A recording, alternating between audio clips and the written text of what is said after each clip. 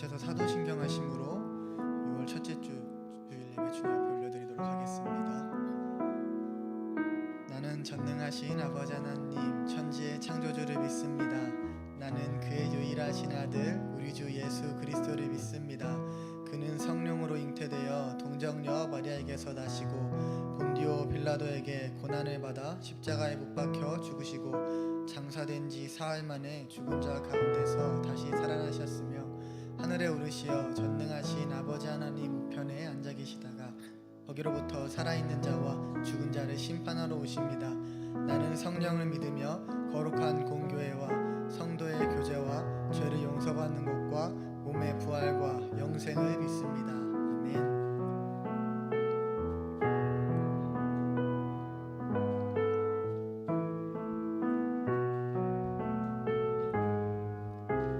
주의 손에 나의 손을 포개고 다 같이 찬양하시겠습니다.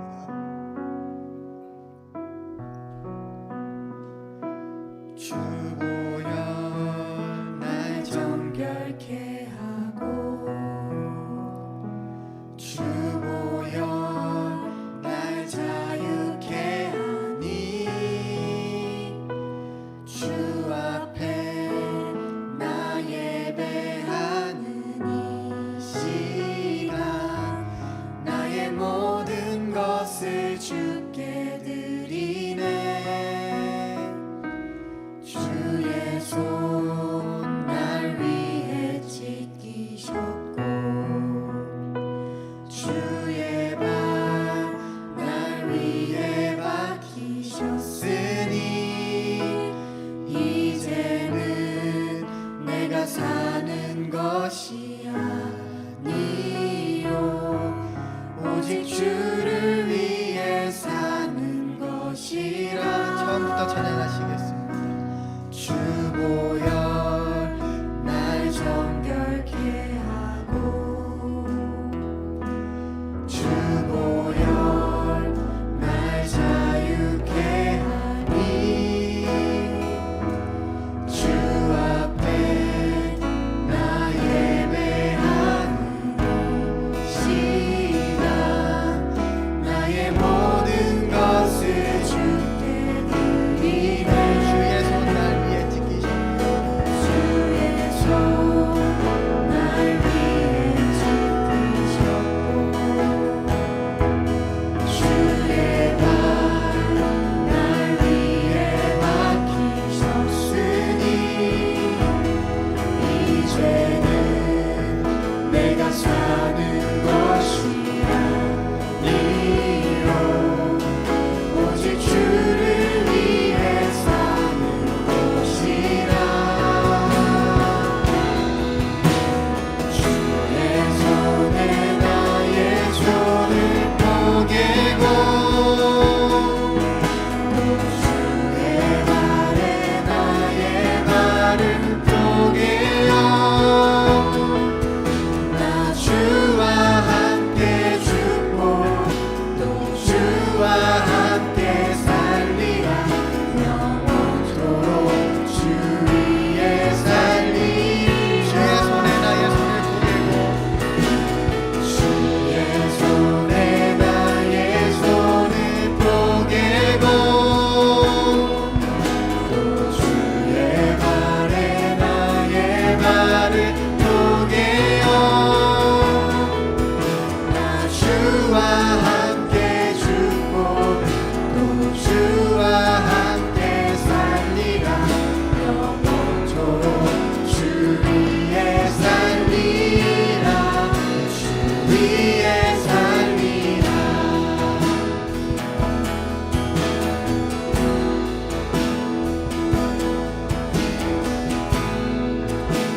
다시 한번 처음부터 찬양하시겠습니다. 주 보혈 날 정결케 하고 주 보혈 날 정결케 하고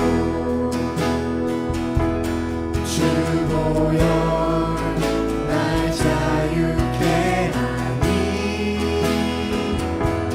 주 앞에 나 예배하는 시간 나의 모든 것을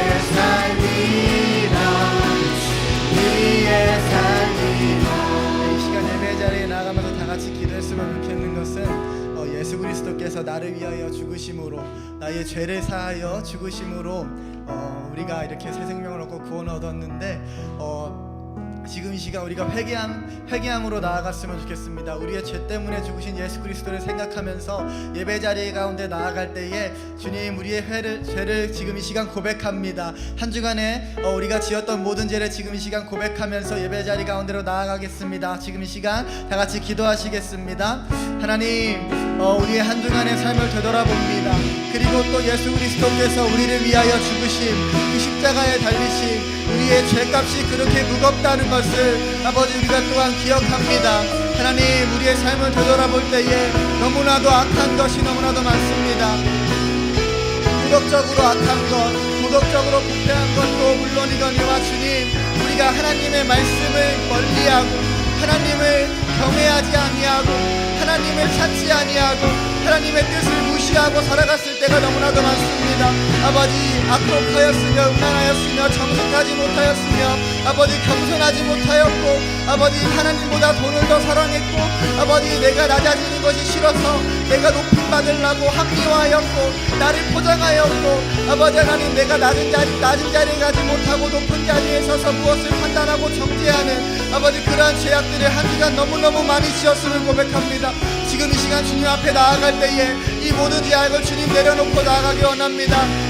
주님이 달리신 그 십자가를 기억하며 나의 죄 때문에 그 달리신 아버지 그 고통당하신 고난을 기억하며 아버지 우리가 예배자리 가운데 나아갈 때에 주님 우리를 만나주시고 주님 우리와 함께하여 주시고 주님 우리가 모든 죄가 생각나고 주님 앞에 내려놓을 수 있도록 주님 함께하여 주시옵소서.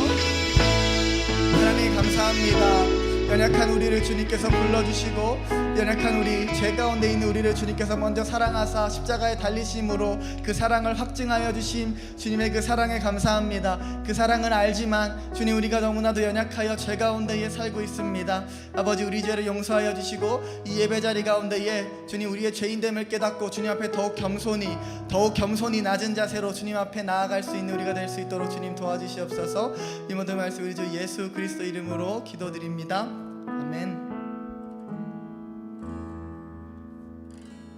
난 주보혈 아래 있네. 난 원수의 어떠한 공격에도 더 이상 넘어지지 않네. 난 주보혈 아래 있네. 난 주보혈 아래 있네. 난 원수의 어떠한 공격에도 더 이상 넘어지지 않네. 난 주보혈 아래 있네. 난 주보혈 아래 있네. 난 주보혈 아래 있네. 난 원수의 어떠한 공격에도 더 이상 넘어지지 않네. 난 주보혈 아래 있네.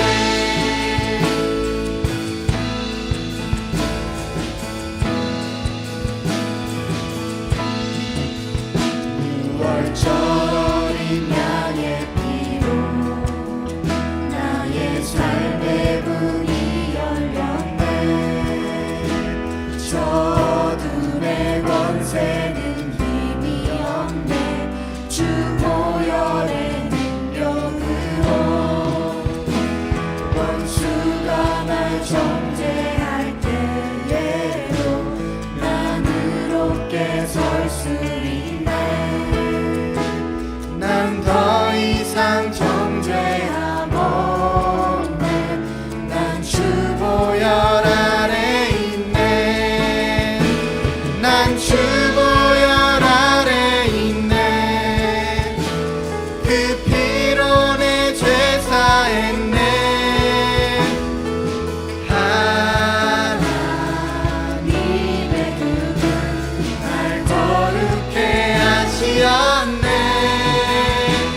난 주보혈 아래 있네. 난 원수의 어떠한 공격에도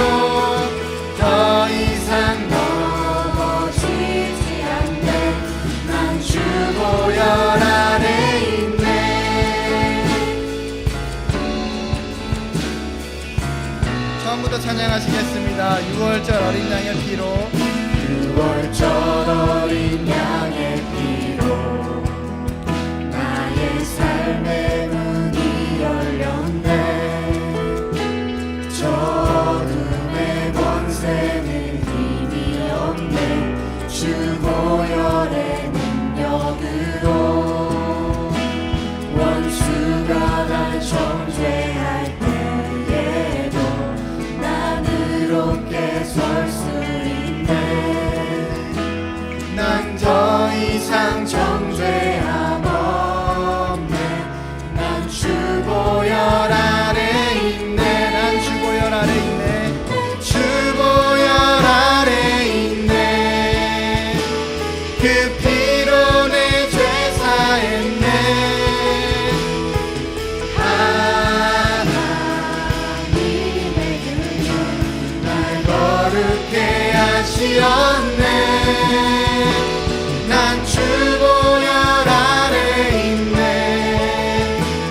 난 원수의 어떠한 공격에도 더 이상 넘어지지 않네. 난 주 보혈 아래 있네. 난 주 보혈 아래 있네. 그 피로 내 죄 사했네. 하나님의 그는 날 거룩해 하시었네. 난 주 보혈 아래 있네. 난 원수의 어떠한 공격에도 더 이상 넘어지지 않네. 난 주 보혈 아래 더 이상 넘어지지 않네. 더 이상 넘어지지 않네. 난 주 보혈 아래 더 이상 넘어지지 않네. 더 이상 넘어지지 않네. 난 주 보혈 아래 있네.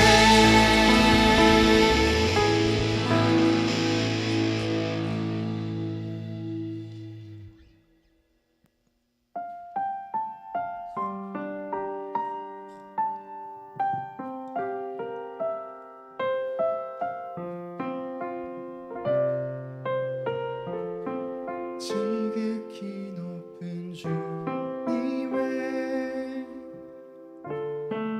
낮은 성소로 들어갑니다. 세상의 신을 보고서 주 보좌 앞에 엎드리리.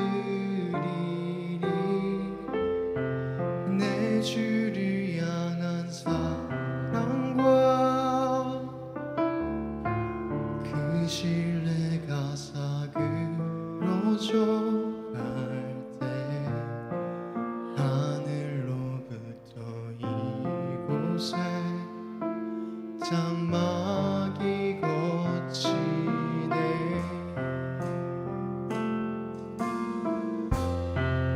이곳을 덮으소서. 이곳을 비추소서. 내 안에 무너졌던 모든 소망 다 회복하리니.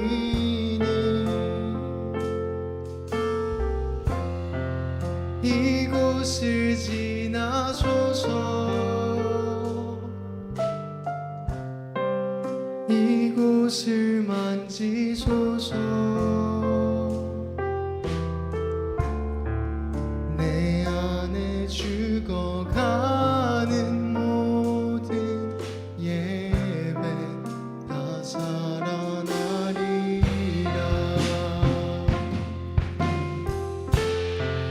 지극히 높은 주님의 낮은 성소로 들어갑니다. 세상의 신을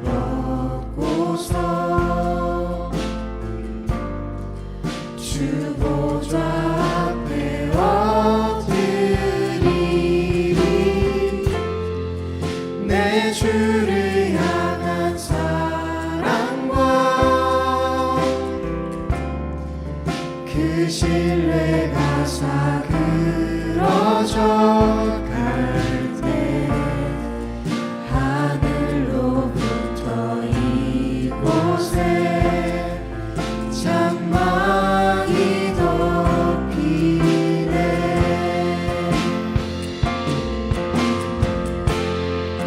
이곳을 덮으소서.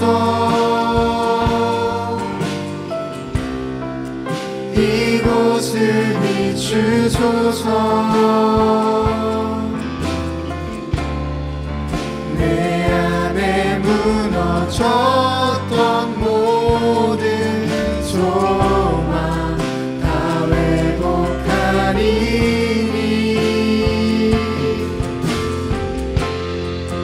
이곳을 지나소서. 이곳을 만지소서.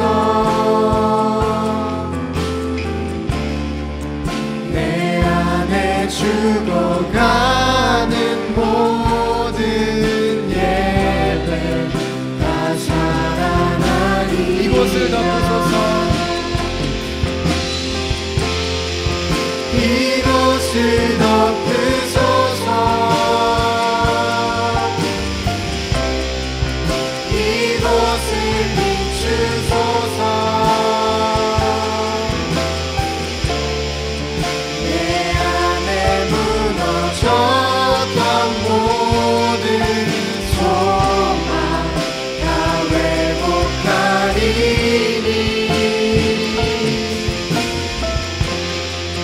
이곳을 지나소서. 이곳을 만지소서. 내 안에 죽어가는 모든 예배 다 살아. 이곳을 덮으소서. 이곳을 비추소서. 이곳을 덮으소서. 이곳을 비추소서. 내 안에 무너졌던 모든 소망 다 회복하리니.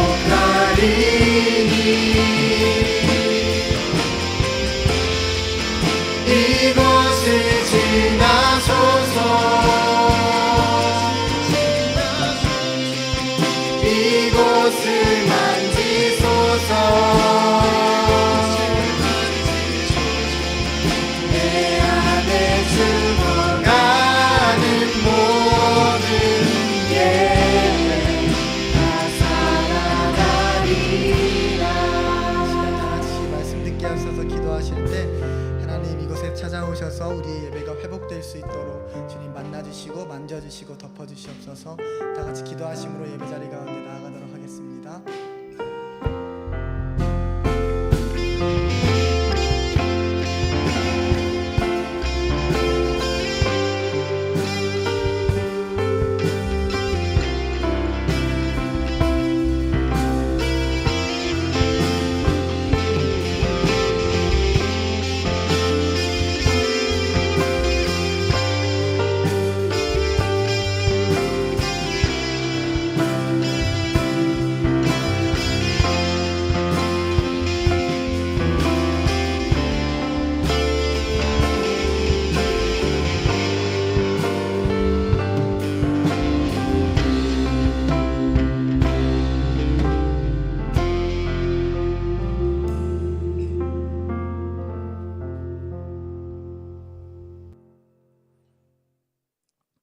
사랑이 많으신 아버지 하나님 감사합니다. 저희가 이렇게 주님 성전에 함께 모여 예배를 드릴 수 있게 해주심에 정말 감사드립니다. 주님, 지난 한 주간의 삶을 되돌아보았을 때 저희는 너무나 부족하고 연약하여 주님께 순종하지 못하고 세상의 것에 나의 생각에 무너지고 말았습니다. 누군가를 질투하고 시기하며 헐뜯고 살아온 날들, 나의 욕심대로 지내온 날들 모두 회개하오니 용서하여 주세요.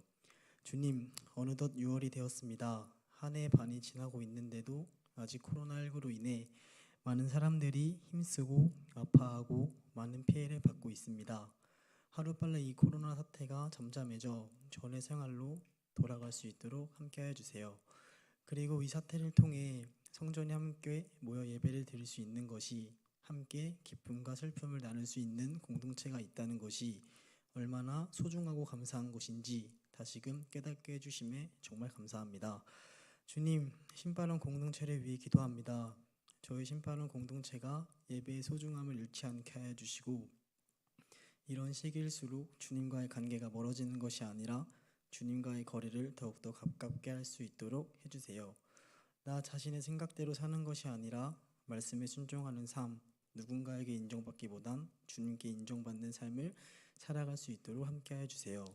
목사님께서 말씀 전해주실 때 저희의 마음을 열어주셔서 저희가 세상에 나아갈 때 언제나 어디서나 주님의 향기를 내뿜을 수 있는 자들이 될 수 있게 함께 해주시고, 한 주간 말씀대로 살아갈 수 있는 힘과 능력을 부어주세요. 감사드리며 이 모든 말씀 예수님의 이름으로 기도드립니다. 아멘. 하늘에 계신 우리 아버지, 아버지의 이름을 거룩하게 하시며 아버지의 나라가 오게 하시며 아버지의 뜻이 하늘에서와 같이 땅에서도 이루어지게 하소서. 오늘 우리에게 일용할 양식을 주시고 우리가 우리에게 잘못한 사람을 용서하여 준 것 같이 우리 죄를 용서하여 주시고 우리를 시험에 빠지지 않게 하시고 악에서 구하소서. 나라와 권능과 영광이 영원히 아버지의 것입니다. 아멘.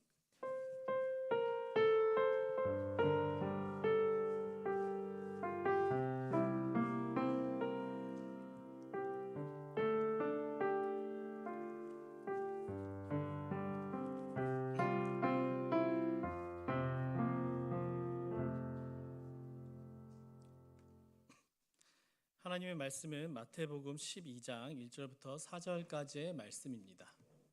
신약성경 마태복음 12장 1절부터 14절까지의 말씀입니다.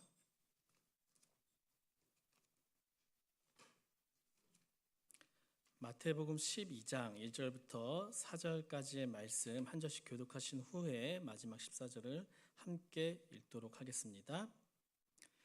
그때 예수께서 안식일에 밀밭 사이로 가실새 제자들이 시장하여 이삭을 잘라 먹으니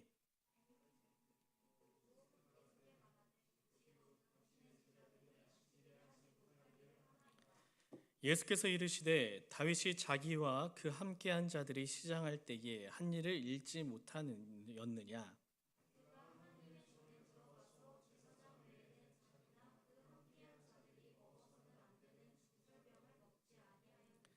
또 안식일에 제사장들이 성전 안에서 안식을 범하여도 죄가 없음을 너희가 율법에서 읽지 못하였느냐.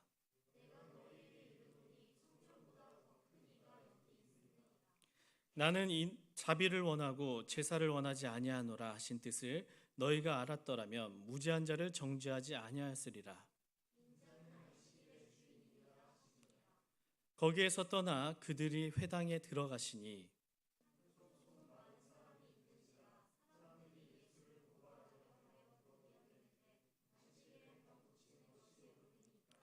예수께서 이르시되 너희 중에 어떤 사람이 양 한 마리가 있어 안식일에 구덩이에 빠졌으면 끌어내지 않겠느냐.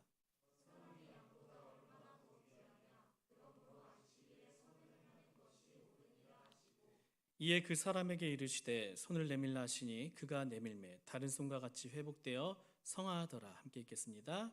바리새인들이 나가서 어떻게 하여 예수를 죽일까 의논하거늘. 아멘. 계속해서 2달 동안 우리 리바이벌이라는 주제로 신앙에서 우리가 지켜야 할 가장 기본적인 것에 대해서 함께 고민해보는 시간을 갖고 있습니다. 지난주 혹시 무엇에 대해 이야기를 나눈지 기억하십니까? 성령이었습니다. 성령.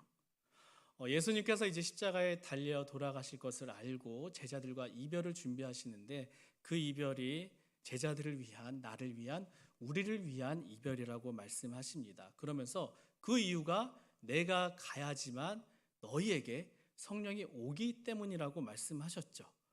그러면서 이제 성령이 왔을 때 주는 유익에 대해서 우리가 3가지로 한번 생각해 봤었습니다. 첫 번째 유익은 우리가 예수님이 가시지 않더라면은 한 공간에서밖에 예수님을 보지 못하였지만 성령님이 오심으로 이 시공간을 초월하여서 누구나 믿기만 하면은 만날 수 있는 그런 유익이 있다고 나눴고요. 2번째는 성령이 오심으로 이제는 하나님과 누구나 교제를 나눌 수 있다고 나눴습니다. 그리고 세 번째, 성령이 오심으로 우리가 예수님이 가르쳐 주셨던 그 말씀 안에 하나하나 이야기하셨던 거를 우리의 생각으로는 다 기억을 못해요. 인간이기 때문에. 하지만 성령님이 오심으로 내 마음을 계속 깨쳐서 예수님의 가르침을 기억나게 한다고 나눴습니다. 그러면서 좀 더 구체적으로 이 성령이 하시는 일에 대해서 세 가지로 나눴었습니다. 성령이 이 땅에 오셔서 세상이 잘못 알고 있는 죄에 대한 관점, 의에 대한 관점, 그리고 심판에 대한 관점을 책망한다고 이야기했었죠. 첫 번째 죄에 대한 잘못된 관점은 이거입니다. 죄, 그 기준이 나에게 있다는 것입니다. 하지만 그 죄를 졌을 때 성령님이 오심으로써 우리가 그 죄를 졌을 때 내 안에 말씀의 어긋남을 알게 해주신다. 이것이 죄구나. 이러한 깨달음을 알게 해준다고 이야기했었습니다. 두 번째는 성령이 오심으로써요, 이제 의로움에 대해서 알게 돼요. 세상은 착하게 사는 게 의로운 것이라고 이야기하지만 우리 의롭게 되는 것은 오직 한 분만을 통해서만 우리가 의롭게 될 수 있습니다. 내 자신으로부터 내가 착한 일에서 의롭게 되는 것이 아니라 오직 한 분, 예수 그리스도만 믿을 때 우리가 의롭게 될 수 있다는 것을 성령님을 통해 우리가 믿고 알게 된다고 나눴습니다. 우리가 예수님의 부활을 믿습니까? 했을 때 여러분 믿어요? 다시 이렇게 하는데 이게 내 안에서 나온 게 아니라는 거예요. 성령님이 오셔서 우리 마음에 감동감화를 일으키기 때문에 2000년 전에 일어났던 그 말도 안 되는 사건을 우리가 지금 믿을 수 있게 됐다는 거예요. 세 번째는 심판에 대해서 책망한다고 말합니다. 예수님께서 십자가에 달려 돌아가셨을 때 그 당시 사람들은 예수님은 패배자라고 말했습니다. 심지어는 조롱하였죠. 하지만 이 심판은 예수님께서 이 땅을 장악하고 있는 이 어둠의 권세에 대한 심판이었습니다. 예수님께서 이 어둠의 권세를 심판하였기 때문에 우리가 죄를 져요. 그러면 사탄이 와서 야, 너 그 죄 졌지? 너 죄 졌네? 너 벌 받아야 돼. 이렇게 당황하고 있을 때 예수님께서 짠 나타나셔서 네 죄값을 내가 이미 다 치렀다 하시면서 그 사탄을 멸하셨다는 것. 이것에 대해 성령님께서는 알게 해준다고 이야기 나눴습니다. 오늘은 로드 데이입니다. 주님, 주의 날, 주일, 이것에 대해서 좀 함께 좀 나눠보고자 하는데요. 지금 여러분에게 가장 큰 고민은 무엇입니까? 청년 시절이니까 참 많은 고민이 있을 수가 있습니다. 어떤 청년은요, 결혼에 대해 고민할 수가 있겠죠. 그리고 또 어떤 청년은 취업에 대해 고민할 수도 있을 것입니다. 또 어떤 청년은 군대 가야 되는데 이런 고민이 있을 수도 있겠고요. 또 어떤 청년은 이제 뭘 먹고 살아야 되나, 이런 좀 의식주에 대한 고민이 있는 청년도 있을 것입니다. 여러분들, 지금 여러분들이 하고 있는 이 수많은 고민이 부디 이 청년 시절에만 할 수 있는 고민이란 것을 좀 알았으면 좋겠습니다.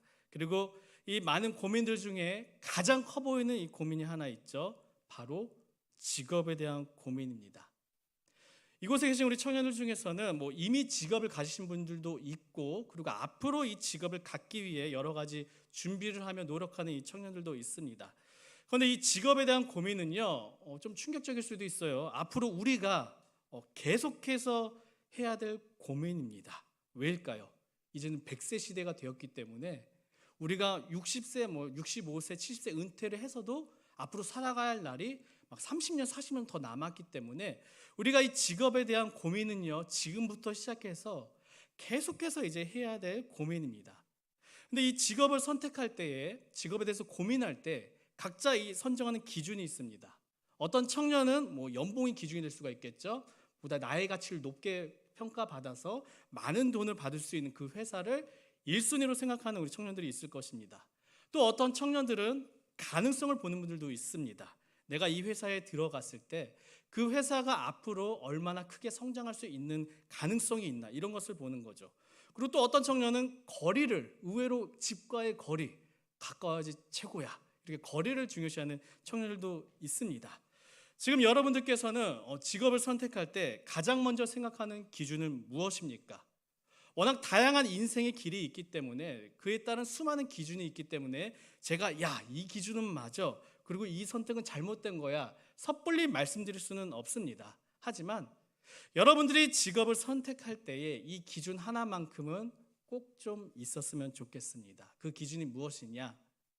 주의를 지킬 수 있나 없나입니다. 오늘은 이 주일에 대해 함께 고민해 보고자 합니다. 이 주일에 대해서 생각하면서 혹시 이런 생각을 가지는 청년들도 있을 수가 있어요. 지금 가지고 있는 내 직장이 주일에 가야만 해. 그런 분들은 지금 이 자리에 앉아 있는 것 자체가 굉장히 막 부담이며 어려울 수가 있어요. 근데 그런 청년들을 보면서 야, 네 신앙은 그거밖에 안 돼? 이렇게 정죄하자는 시간이 아닙니다. 다른 사람과 비교하자고 주일에 대해 고민하는 것이 아니라 이 시간만큼은 오직 나와 하나님과 이 관계에서 이 주일에 대해 함께 좀 고민해보는 시간이 되길 바랍니다. 직업을 선택할 때 때로는 이 주일에 걸림돌이 될 때가 있습니다. 주일도 일해야 하는 직장인데 내가 안 돼 이렇게 말을 하고 싶은데 그 직장이 돈을 많이 주는 것입니다. 근데 이 직장에서 하는 일들이 그렇게 힘들어 보이지도 않습니다. 근데 이 직장이 네임밸류까지 있습니다. 여러분들 어떻게 선택하시겠습니까? 다 말하지 않아도 알겠죠? 오늘도 우리는 이 주일을 지키기 위해서 지금 이 자리에서 예배를 드리고 있습니다. 이것을 신앙 용어로 주일 성수라고 부릅니다. 주일에 예배를 드리며 다른 날과 좀 다르게 거룩하게 지키는 것이죠. 지금은 별로 그러지 않는데 제가 막 중고등부 시절까지는요, 주일에 교회에서 음식도 시켜 먹지 못하게 했습니다. 혹시나 시켜 먹다 걸리면 막 장로님들한테 굉장히 혼났던, 전혀 공감이 안 되죠. 그런 호랑이 담배 피던 시절이 있었습니다. 가게에 가서 사 먹지도 못하게 했습니다. 짜장면 한 그릇도 주일날만큼은 시켜 먹지 못하게 했습니다. 왜냐? 시켜 먹음으로써 주일에 누군가가 일해야 되고 사 먹음으로 가게에서 누군가가 일해야 한다는 그 원리에서 나온 것이겠죠. 근데 요즘은 어떻죠? 그런가요? 주일에 카페에서 때로는 교회 모임을 가질 때도 있습니다. 그리고 주일에 이 모임이 다 끝나고 야, 오늘 수고했다, 자 가자, 내가 쏠게 하면서 막 회식할 때도 있죠. 주일에 무엇을 사는 것 그리고 먹는 것에 대한 주저함이 전혀 없습니다. 신앙을 양과 질로는 따져볼 수는 없겠지만 이러한 현상을 신앙의 질이 낮아진 거야, 그때 신앙이 더 좋았고 지금 신앙은 더 나빠진 거야, 이렇게 판단하며 말할 수 있을까요? 주일, 영어로는 로드 데이입니다. 예수님의 날, 주님의 날입니다. 초대교회는 이 안식일을 지켜오다가 예수님의 부활을 경험한 이후부터 부활하신 이후 첫날, 그날을 시작과 생명의 날로 여겨서 그 일요일을 한 주간의 맨 앞에 두고 이제 주일로 지키고 있습니다. 이 주일의 기원은 구약에서 그 의미를 찾을 수가 있는데, 구약의 안식일 들어보신 적 있으시죠? 구약에 나오는, 구약 성경이 말하는 이 안식일이 주일의 기원으로 보고 있습니다. 물론 100% 그 의미가 똑같진 않습니다. 하지만 이 많은 유사한 점과 비슷한 점이 있기 때문에 대부분의 신학자들이 이 주일의 기원을 안식일로 보고 있습니다. 안식일 어떤 날이죠? 하나님께서 이 세상을 창조하실 때부터 정하신 날이에요. 창세기 2장 2절을 보면요, 하나님께서 이렇게 말씀하셨어요. 제가 함께 읽어보도록 하겠습니다. 하나님이 그가 하시던 일을 일곱째 날에 마치시니 그가 하시던 모든 일을 그치고 일곱째 날에 안식하시니라. 하나님께서 6일 동안 이 모든 세상의 것들을 창조하시고 7일째가 되는 날 안식하셨습니다. 근데 여러분 한번 생각해 볼까요? 하나님께서 쉼이 필요할까요?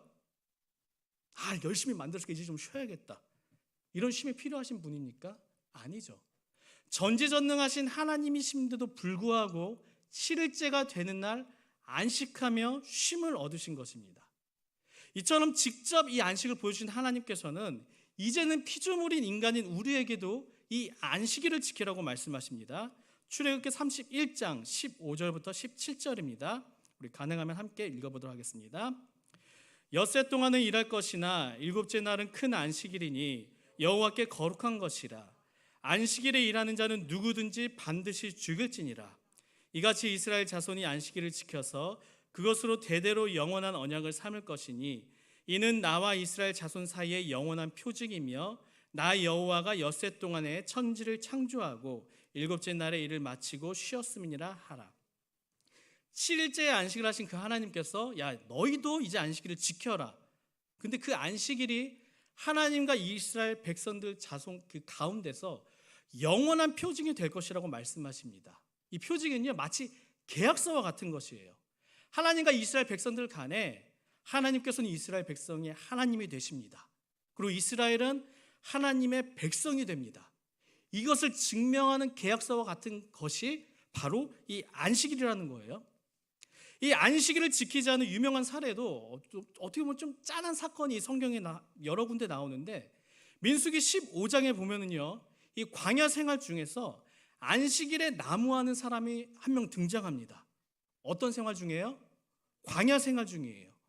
광야이다 보니까 음식을 해먹기 위해 혹은 밤에 너무 춥기 때문에 무엇이 필요할까요? 나무가 필요할 것입니다. 근데 안식일날 이 나무가 다 떨어진 거예요. 그래서 본인이 그냥 안식일임에도 불구하고 다 떨어졌으니까 필요하니까 가서 나무를 해옵니다. 근데 그 현장에서 그가 잡혀오게 돼요. 근데 그 사람이 어떻게 되냐? 하나님의 계명을 어겼기 때문에 하나님이 적혀있던 그 계명대로 돌맞아 죽게 됩니다. 안식일을 지키라는 그 하나님의 명령을 어겼기 때문에 죽게 된 것입니다. 그런데 오늘날 주일에 일하면 어떻게 되죠? 아무 일 없습니다. 혹시 여러분 주일에 아르바이트나 일 간다고 해서 제가 딱 붙잡은 다음에 가면 안 돼 하면서 막 돌을 던진 적이 있던가요? 없죠. 혹시나 그런 경험이 있다고 해도 좀 너그럽게 사랑으로 받아주면 좋을 것 같아요. 혹시나 내가 주일날 일을 하러 가려고 하는데 하늘에서 갑자기 돌이 우르르 떨어지는 걸 경험해 본 적 있으십니까? 없죠. 오늘에는요 이 주일에 일한다고 해도 별다른 큰일이 일어나지 않습니다. 여기서 우리가 알 수 있는 것이 하나가 있죠. 오늘과 같은 이 신약의 시대에는 주일에 일을 하고 안 하는 것보다 더 중요한 본질이 있다는 것입니다. 주일에 일을 하고 안 하는 것이 어떻게 보면 본질이 되지 않을 수가 있다는 것이에요. 이제부터 나누는 이야기들이 여러분께서 헷갈리시면 안 됩니다. 여기서 막 오해하거나 헷갈리시면은 주일에 나오지 말라는 건가 보다 막 이렇게 오해할 수가 있는데, 지금부터 좀 집중하며 들으면 좋을 것 같아요. 이 신앙에는요 본질적인 것과 비본질적인 것들이 있어요. 이 비본질적인 것들은 문화라고 부릅니다.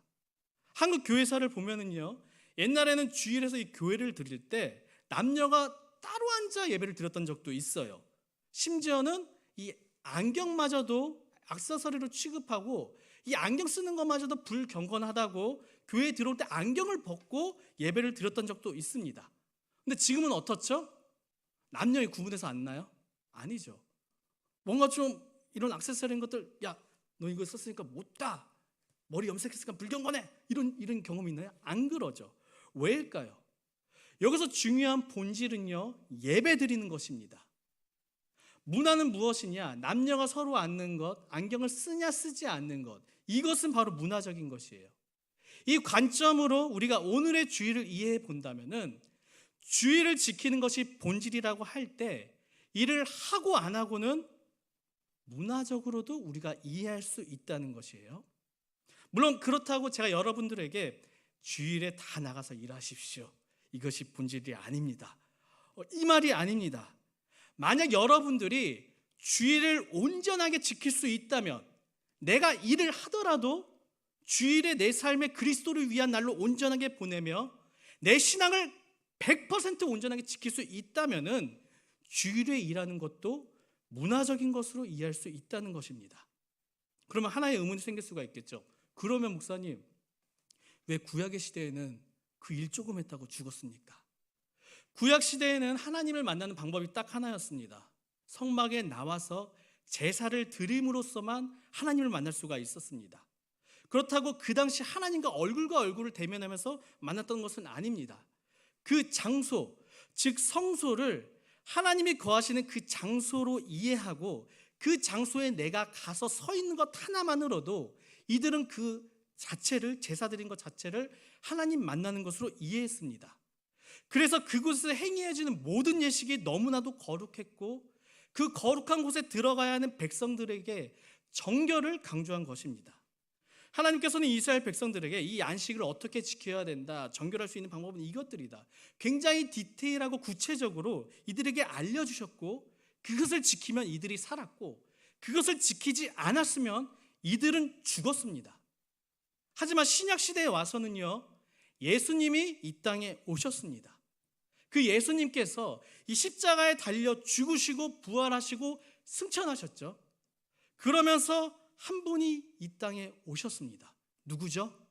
성령이십니다. 이전에는 성막 안에서만 이 하나님을 만날 수 있었지만 예수님이 돌아가심으로 이 성소와 지성소를 구분하였던, 이 하나님과 인간과의 장소를 구분하였던 이 휘장이 찢어지고 예수님의 부활하심으로 성령이 이 땅에 오심으로써 이제는 우리가 하나님을 만날 수 있게 된 것이죠. 지난주에 제가 말씀드렸던 거 기억하십니까? 성령을 통하여서 예수님 안에 우리가 있고 우리 안에 예수님이 있게 되었어요. 그래서 요한일서 4장 15절을 보면은요, 이렇게 고백하고 있는 것입니다. 함께 좀 읽어보겠습니다. 누구든지 예수를 하나님의 아들이라 시인하면 하나님이 그의 안에 거하시고 그도 하나님 안에 거하느니라. 이렇게 말씀하는 거예요. 뭔 말이냐? 이제는 우리도 일상의 삶 속에서도 하나님을 만날 수 있게 되었다는 것입니다. 즉 일상에서도, 심지어는 일할 때도 성령을 통해서 하나님과 교제할 수 있게 되었다는 것입니다. 다시 한번 말씀드립니다. 여러분, 이것은요 굉장히 이론적이며 이상적인 이야기입니다. 이론상으로는 돼요. 그런데 여러분께 교회를 안 나와도 되고 주일에도 열심히 일하면서 하나님을 만나라는 것이 결코 아닙니다. 이론적으로는 이것이 가능하지만 성령님께 우리가 1분 1초 매 순간을 집중했을 때만 가능해질 수 있다는 일입니다. 우리는 너무나 연약한 존재이기 때문에 이것이 이론상으로는 가능하지만 실제 우리 삶 가운데서는 죄송하지만 거의 불가능합니다. 그래서 하나님께서는 성령이 있음에도 불구하고 이 땅에 교회라고 불리는 공동체를 세워주셨고 교회라는 건물을 주신 것입니다. 이 교회를 통하여서 너희가 하나님을 예배하고 그 예배를 통하여서 말씀 가운데 충전하여서 그 충전한 힘으로 다시금 일주일간은 열심히 살아가면서 그 삶 가운데 하나님과 교제를 하라는 것이죠. 여러분, 만약 여러분이 주일에 일하고 다른 날을 주일보다 더 거룩하게 예배를 드리는 살 수 있는 그런 삶을 살 수 있다면요, 주일에 일하셔도 됩니다. 하지만 그것이 누누이 말씀드리지만 쉬운 일이 아닙니다. 주일의 원칙이 무엇입니까?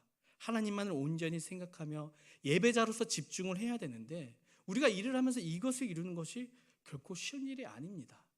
여러분께서 어느 한 곳을 정해서 수도원에서 들어가서 살고 있지 않는 한, 심지어는 그 수도원에 들어가서 내가 10년, 20년을 살지라도 혼자서 이 예배를 드리며 거룩하게 사는 것은요 거의 불가능한 일입니다. 만약 그것이 가능했다면 하나님께서 특별히 이 안식일을 정해서 지키라 말씀하실 이유도 없었을 것이며, 그것이 만약 가능했더라면 초대교회의 이 신앙의 선배들이 주일을 지켜서 그날만큼은 거룩하게 보내지도 않았을 것입니다. 이제 오늘 본문을 보도록 하겠습니다. 본문을 보면은요, 이 두 가지 사건이 나옵니다. 이 두 가지 사건에서 주일의 중요한 원리를 우리가 함께 좀 보고자 합니다. 첫 번째 사건은 일명 안식일 미리삭 사건입니다. 어느 날 바리새인이 안식일에 배고파서 이 미리삭을 먹은 제자들을 비판하며 예수님께 항의합니다. 안식일에 밀마저 먹은 그 행동이 일한 거기 때문에 제자들이 부정한 행동을 했다, 이러면서 예수님께 고발하고 있는 거예요. 그러자 예수님께서는 이렇게 변호하십니다. 다윗도 도망 다닐 때 심지어 성전에서 진설병을 먹은 적이 있다, 이렇게 예수님께서 말씀하십니다. 유대인들이 가장 중요하게 생각하는 인물이 한 명 있어요. 그 사람이 바로 다윗입니다. 그래서 이스라엘 국기에 보면은요, 이 하늘색 별이 그려져 있어요. 그 별을 다윗의 별이라고 부릅니다. 심지어 어떤 유대인들은요, 이스라엘의 초대왕이 누구입니까? 말했을 때 사울보다 다윗을 이스라엘 초대왕으로 인정하는 사람이 더 많이 있습니다. 그만큼 다윗은요, 유대인들에게 굉장한 인물입니다. 그런 유대인들에게 야, 다윗도 그런 적이 있어, 예수님께서 이렇게 말씀하심으로 이들의 입을 막으신 것입니다. 근데 여기서 또 한 가지 의문이 생길 수 있습니다. 그렇다면 다윗처럼 배가 고프면 하나님의 말씀을 어겨도 되는 것일까요? 이전까지 예수님께서 분명 뭐라고 말씀하셨죠? 분명 강력하게 야, 너희 자신을 부인하고 자기 십자가를 져야 된다, 이렇게 강력하게 말씀하셨던 그 예수님께서 갑자기 부드럽게 말씀하십니다. 다윗이 진설병을 먹은 그 사건을 예수님께서는요, 그 당시 아비아달 제사장이만 먹을 수 있는 이 진설병을 준 그 행동을 자비로 보셨기 때문입니다. 다윗의 그때 상황은요, 죽을 뻔한 상황이에요. 이 사울이 끈질기게 따라와서 어떻게든 널 죽여버릴 거야, 이렇게 위험한 상황이었습니다. 그 위험한 상황에 이 제사장한테 가서 숨어 있던 것이고, 그 상황에서 이 아비아달 제사장이 진설병을 준 것인데, 그 행동을 예수님께서는 자비로, 생명을 살리기 위한 자비로 본 것입니다. 그래서 예수님께서는요, 이 구약의 호세아 6장 6절을 인용하시면서 오늘 본문 7절에 이렇게 말씀하십니다. 함께 7절 말씀을 읽어보도록 하겠습니다. 나는 자비를 원하고 제사를 원하지 아니하노라 하신 뜻을 너희가 알았더라면 무지한 자를 정죄하지 아니하였으리라. 이 구절은요, 자비가 중요하고 제사가 중요하지 않다, 이것을 말하는 것이 아닙니다. 만약에 자비와 제사가 충돌하게 될 경우에는 이 생명을 살릴 수 있는 자비가 더 우선이라는 것입니다. 이 말은 무엇이냐? 우리가 예배를 드릴 때 예배를 드리는 그 한 사람마다 이 예배자들에게, 그리고 이 예배를 드리는 이 공동체 가운데 자비가 있어야 한다는 것을 의미하는 것입니다. 이것이 바로 예수님께서 말씀하신 하나님 나라의 원리입니다. 그래서 마태복음 5장에 보면 예수님께서 너희가 제단에 나와서 제사 드리기 전에 만약 네가 형제 누군가에게 원망할 만한 일을 산 적이 있다면은 그 제단 앞에 나왔음에도 불구하고 번제물을 땅에 내려놓고 그와 가서 화해를 한 이후에 다시 와서 제단에 와서 제사를 드리라고 말합니다. 무슨 말인가요? 예배를 드릴 때 내가 누군가의 관계에 어그러짐이 있다면은, 내가 누군가에게 상처를 주고 도리어 내가 누군가의 상처를 받아서 뭔가 원망스러운 이 관계에 있는 그 누군가가 있다면은 예배 자리에 오기 전에 그 사람과 화해를 하고 자비를 내가 먼저 보여준 이후에 이 예배 자리로 오라는 것입니다. 예수님께서 이어 말씀하십니다. 5절입니다. 제가 읽겠습니다. 또 안식일의 제사장들이 성전 안에서 안식을 범하여도 죄가 없음을 너희가 율법에서 읽지 못하였느냐. 제사장들이 성전 안에서 일을 합니다. 무엇을 위한 일이죠? 번제를 위한, 제사를 위한, 예배를 위한 일입니다. 근데 이것도 율법상으로 보면은 안식일에 움직이는 거기 때문에 어떻게 보면 일한 것으로 해석할 수도 있습니다. 하지만 예수님께서는 이것조차 죄가 아니라고 말씀하십니다. 예를 들어 볼게요. 도로에서 경찰이 범인을 추격하고 있습니다. 그런데 문제가 하나 생깁니다. 이 범인이 탄 차가 막 시속 150을 향해 달리고 있는 거예요. 근데 이 도로의 속도 제한이 80까지입니다. 경찰이 제한 속도 80을 지켜야 할까요? 아니면 안 지켜도 될까요? 범인으로부터 또 다른 범죄가 일어난 것을 막기 위해, 혹 이 범인으로부터 또 다른 무고한 생명이 상하는 일이 없게 하기 위해서는 제한 속도 80이지만 그것을 어겨가면서까지 이 범인을 잡아야 합니다. 예수님께서는요, 때로는 이 경찰과 같은 역할을 하기 위해, 생명을 살리기 위해 율법을 어기며 안식일을 어길 때가 있다는 것을 말씀하시는 거예요. 그러면서 예수님께서는요, 결론으로 이렇게 말씀하십니다. 6절부터 8절입니다. 우리가 함께 6절부터 8절을 읽어보도록 하겠습니다. 내가 너에게 이르노니 성전보다 더 큰 이가 여기 있느니라. 나는 자비를 원하고 제사를 원하지 아니하노라 하신 뜻을 너희가 알았더라면 무죄한 자를 정죄하지 아니하였으리라. 인자는 안식일의 주인이라 하시니라. 이 사건으로 우리가 주일을 어떻게 지내야 되는지 생각해 보면 주일의 주인은 예수님이십니다. 그 예수님께서 가장 원하시는 것을 해야 되는데, 가장 먼저 예수님께서 원하시는 것이 자비라고 말씀하십니다.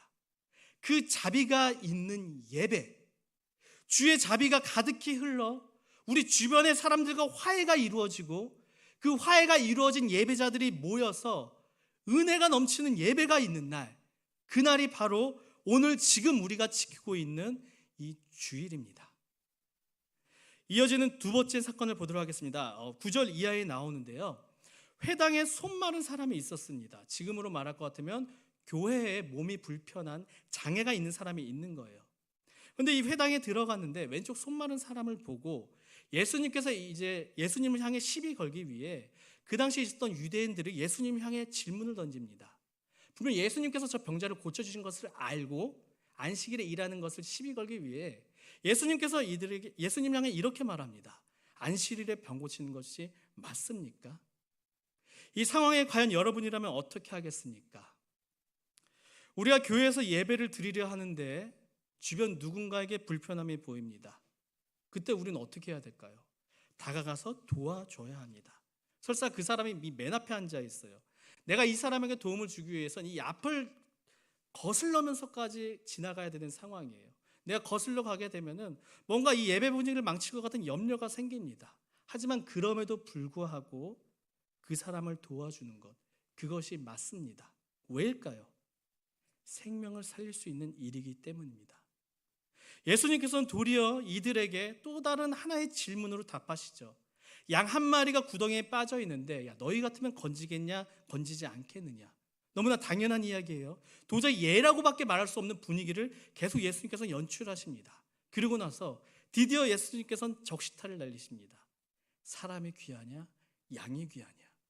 안식일에 양도 구하는데 더 귀한 사람이 있는데 이 사람을 못 고치는 것이 말이 되냐. 이 논리를 형성하는 것입니다. 예수님을 고발하는 그 사람들 사이에서 예수님께서는 말씀으로 이기신 것입니다. 예수님께서는 그 사람에게 다가가 이제는 손을 내미십니다.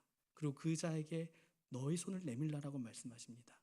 손을 내밀자 평생 이 사람을 힘들게 했던 그 몸의 불편함이, 손 마름이 낫게 됩니다. 예수님께서 말씀하셨고 그 말씀대로 이 사람을 만져주셨습니다. 그리고 예수님의 말씀대로 이 사람은 손을 내밀었고 행동하였습니다. 그리고 행동한 이 사람은 결국 나음을 입었습니다. 이 사건은 안식으로 쉼을 얻어서 이 육신의 생명을 살리고 말씀으로 영혼의 생명을 살리기 위해 안식일이 존재하는 것처럼 안식일의 가장 중요한 것, 주일의 가장 중요한 것은 생명이라고 알려주는 사건입니다. 이제 말씀을 정리하고자 합니다. 오늘 본문의 사건은요, 이 주일의 기원인 신약시대 안식일에 일어난 사건입니다. 두 가지 사건이 나오고 있어요. 안식일에 제자들이 미리삭을 먹어서 일했던 그 사건. 두 번째 사건은 회당에 손 마른 자를 안식일임에도 불구하고 예수님께서 고쳐주셨던 이 사건이 나옵니다. 이 사건을 통해서 우리는 중요한 이 주일의 원리를 발견할 수가 있습니다. 주님의 날이니까 안식일의 주인이신 예수님이 기뻐하신 것 중심으로 그러한 행동을 함으로써 우리는 주일을 보내야 합니다. 오늘 사건을 통해서 예수님께서 원하시는 것이 분명하게 말씀하십니다. 무엇입니까? 자비를 먼저 행하며 그 자비로 생명을 살리고 그 생명을 살리는 예배를 드리며 주일을 지켜야 한다는 것. 이것이 바로 우리 예수님이 우리에게 원하시는 것입니다. 여러분, 오늘 이 시대에는요, 하나님을 바라본 사람은 굉장히 많은 것 같습니다. 그런데 문제는 뭐죠? 하나님만 바라보고 있습니다. 내 주위를 돌아보지 않고 있어요. 근데 이러한 신앙은요, 죄송하지만 반쪽짜리 신앙입니다. 굉장히 이기적으로 흐를 신앙의 위험이 있습니다. 제가 하나 이야기 좀 드려볼게요. 제가 성남에서 사역한 적이 있었는데 성남에는 굉장히 부흥하는 대형 교회가 하나가 그 근처에 있었습니다. 너무나 유명한 설교 잘하시는 목사님이 있다 보니까 예배 은혜가 막 가득 넘치다 보니까 막 매주 사람들이 메어 터지도록 거기 몰리는 거예요. 근데 그 가운데 하나의 문제가 생기게 돼요. 다들 차를 가지고 오는 것입니다. 주차 문제가 생기게 됩니다. 주일만 되면은 막 그 교회 주변으로 엄청나게 불법 주차가 이루어지는 거예요. 그러면 주변 사람들이 너무나 힘들어합니다. 상당히 이기적인 대표적인 이 기독교인들의 모습이죠. 하나님만 바라보며 하나님만 나만 예배만 드리면 되잖아, 이런 생각을 가지고 주변에 힘들어하고 있는 사람들을 보지 못하는 것입니다. 이 문제를 해결하기 위해 그 교회 담임 목사님이 핸드폰을 듭니다. 그리고 구청에 신고합니다. 어디 교회 앞인데요, 불법 주차가 굉장히 심합니다. 좀 해결해 주십시오. 시간이 얼마 지나지 않자 주차 단속차가 와서 그곳에 세워져 있던 굉장히 많은 차들의 모든 차들을 거의 과태료를 매깁니다. 근데 신기하게 그 이후로는 불법 주차하는 일들이 거의 사라지게 됩니다. 여러분, 주일을 제발 주일답게 지키시길 바랍니다. 먼저 이 생명의 소중함을 알고 사랑의 소중함을 알고 사람들에게 자비를 좀 베푸십시오. 그리고 그 자비를 가지고 이 예배의 자리로 나오십시오. 안식일의 주인이신 주일의 주인이신 예수님께서 오늘 말씀을 통해 지금 우리에게 원하시는 참된 예배자의 모습입니다. 오늘은 주일입니다. 나의 날이 아니라 주님의 날입니다. 주일의 원칙은 예배를 드리며 온전히 그날을 주님께서 가장 기뻐하시는 일들을 하는 날, 나를 위한 하는 날이 아니라 주님을 위한 하는 날, 이 날이 바로 주일입니다. 이 주일을 지키기 위해 앞으로 여러분들이 직업을 선택할 때에 주일 성수할 수 있는 직장을 좀 1순위로 선택했으면 좋겠습니다.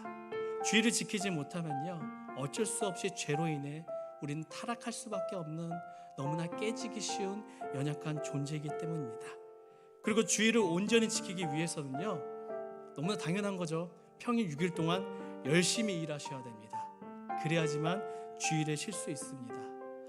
물론 예외도 있습니다. 주일에 일하는 건 예외도 있습니다. 생존의 위기가 있으십니까? 내 가족 중에 누군가가 내가 주일날 일을 하지 않으면 먹을 것이 없어 생명이 얼어지거나 그런 아픔이 생기는 경우가 있습니까? 그때만큼은 주일임에도 불구하고 가서 열심히 일하십시오. 그리고 그 외에 가능한 시간에 어떻게든 온라인으로 예배를 드리시거나 새벽 기도를 드리시거나 예배를 드리십시오.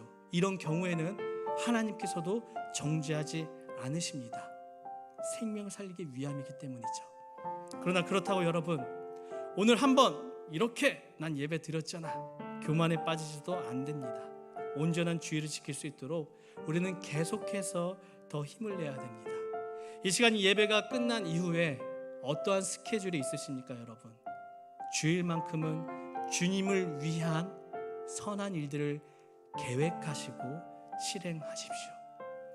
예수님의 제자인 우리에게는요, 어떻게 보면 1년 365일이 주님의 날입니다. 그중 52번을 특별한 목적을 가지고 주일로 지킵니다. 이날만큼은 예배자로서 생명을 살리는 일들을 함께 창조합시다. 우리가 주일을 지킬 때 이 주일은 우리의 삶을, 지금 나의 신앙을 지켜줄 것입니다. 이 시간 이 찬양으로 함께 고백하며 나아가기 원합니다. 성도의 노래인데요, 이 찬양으로 우리가 함께 고백하며 나아가겠습니다.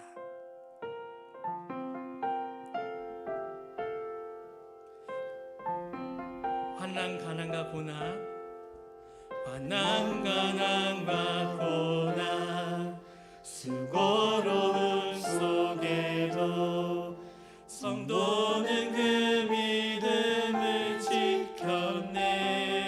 주를 섬기는 일에, 주를 섬기는 일에 자신을 다 드리며 진리의 말씀과 성령으로 그 길을 걸었네. 환난 가난과 고난, 환난 가난과 고난, 수고로움 속에도 성도는 그 믿음을 지켰네. 주를 섬기는 일에 자신을 다 드리며 진리의 말씀과 성령으로 그 길을 걸었네. 그리스도 안에서, 그리스도 안에서 새롭게 하시고 그리스도로 인하여 자유케 되었네.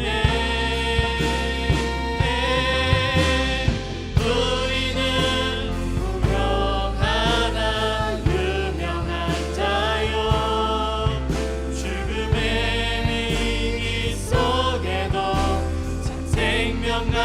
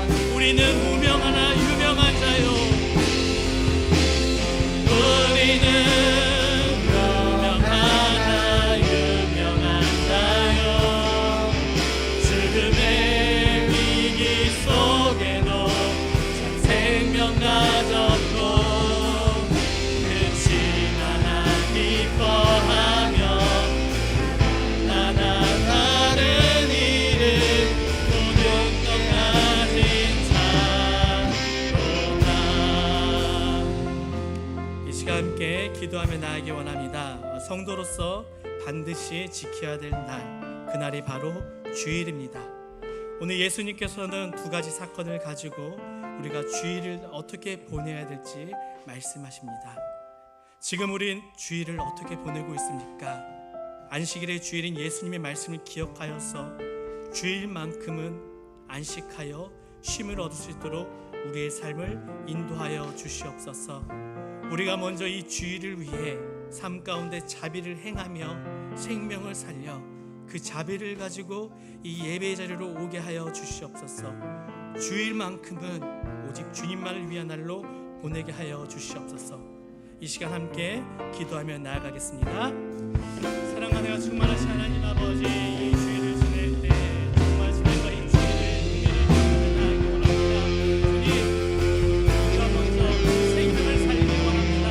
우리의 삶 가운데 우리의 입술을 통하여서 우리의 행동을 통하여서 먼저 생명을 살리는 그런 자비로운 삶을 살 수 있도록 주님 인도하여 주시옵소서. 이 예배 자리로 나오되 정말 이 미정한 나의 삶의 모습을 가지고 나오는 것이 아니라 자비로 행하여서 생명을 살렸던 그 아름다운 모습들을 가지고 이 예배 자리로 나와 자비의 은혜가 넘치는 생명이 살아나는 그런 예배자로서 이 자리에 나올 수 있도록 주님 인도하여 주시옵소서. 하나님 아버지, 정말 주일에 안식하여 쉼을 얻기 원합니다.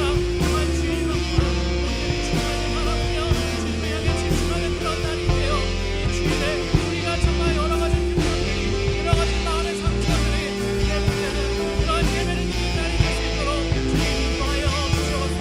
어쩔 수 없는 어려움으로 인해 주일에 일을 해야만 하는 청년들이 있습니다. 이 청년들의 소원들을 열어주시고 이 청년들의 아픔을 기억하여 주시사 더 좋은 선악기로 더 좋은 계기로 우리 청년들을 인도하여 주시고 이끌어 주시옵소서.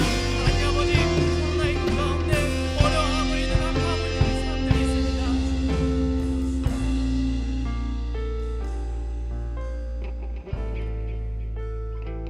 주님, 오늘 말씀에 나타난 이 안식일 사건을 통하여서 주일을 지키는 우리의 모습을 되돌아보게 됩니다. 주일을 주님이 아닌 나를 위해 사용한 우리를 용서하여 주시옵소서. 주일 이 예배 자리로 나오기 전에 우리의 삶에 먼저 자비를 나누어 우리 주변의 생명들을 살리게 하여 주시옵소서. 그 자비가 가득한 삶을 가지고 이 주일 예배의 자리로 나오게 하여 주옵소서. 주일을 지키지 못한 우리 청년들의 삶을 성령님 만져주시고 위로하여 주시옵소서. 어쩔 수밖에 없는 이 상황 가운데 그 답답한 상황을 열어주시고 깨트려 주시사 조금 더 주님께 가까이 한 걸음 나아갈 수 있도록 주님 인도하여 주시고 이러한 청년들의 아픔을 함께 나눌 수 있는 그런 공동체로 우리를 이끌어 주옵소서. 코로나19가 다시 기승하고 있습니다. 특별히 이 가운데 육신적으로 아파하고 물질적으로 여러 가지 상황으로 힘들어하고 있는 이들이 있습니다. 성령님, 이들을 이끌어 주시고 이들을 만져주시고 이들의 어려운 상황을 주님 회복시켜 주시옵소서. 우리 또한 이들을 위해 먼저 깨어 기도하게 하여 주시고 우리 삶 가운데 교만한 부분이 있다면 겸손으로 회개하게 하여 주시고 특별히 우리가 할 수 있는 일들을 최선을 다해 할 수 있도록 인도하여 주옵소서. 이 모든 말씀 살아계시고 부활하신 지금 우리와 함께 하시는 예수 그리스도의 이름으로 간절히 기도드리옵나이다. 아멘.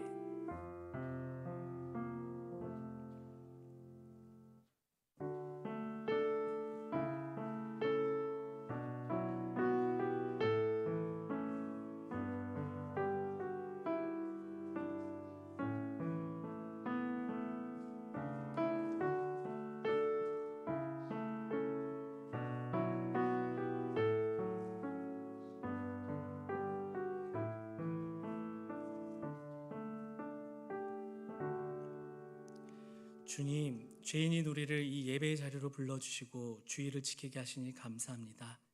이 시간 우리의 정성을 모여 드립니다. 마친 손길들을 기억하여 주시고 특별히 특별히 이들의 삶의 부족한 부분들을 주님의 계획과 뜻에 맞게 채워 주시옵소서. 청년으로서 이 시대를 살아갈 때에 물질과 권력 등 참 연약한 부분들이 많이 있습니다. 한 주간도 성령님께서 주시는 지혜로 이겨내게 하시고 이들의 기도 제목 가운데 응답과 회복을 경험하게 하옵소서.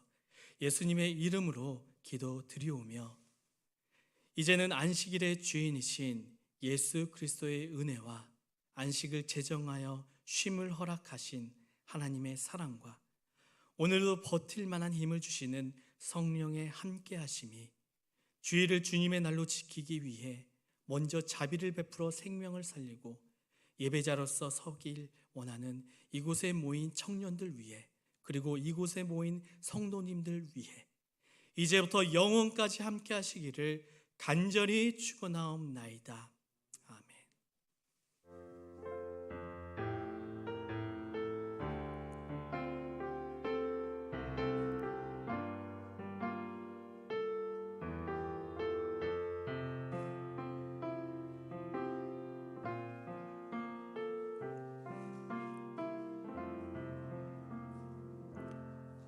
총무님 나와서 광고 읽겠습니다.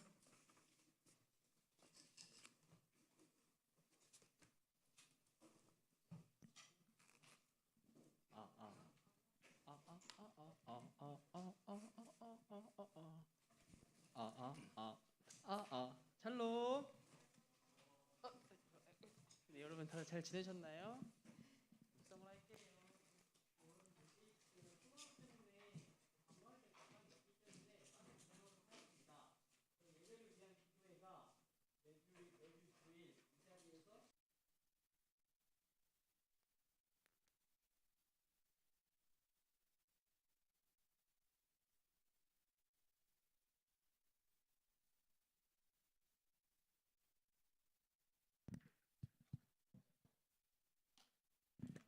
네, 하겠습니다.